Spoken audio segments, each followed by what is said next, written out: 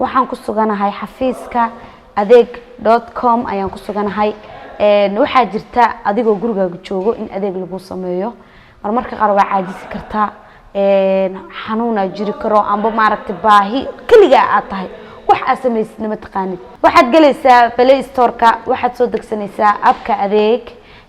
haddii maaragtay oo aad telephone amba screen touch aad haysanin waxaad sameynaysaa niclo loo kala haysataa waxaad garaacaysaa lambarka 9977 ama waxaad garaacaysaa 9000 waa lagu fududeeyay hadii aad haysanin wax telephone WhatsApp iyo app iyo hadii maaragtay niclahaaga adoo joog gurigaaga lagu keeni karaa dhan walbaba xayaat market waxay diyaar u tahay bulshadeeda inay xaqabtirto marka waa kaas ku soo dhawaada adigoo gurigaaga joogo adeego sida jeceshahay ku soo dhawaada xayaat market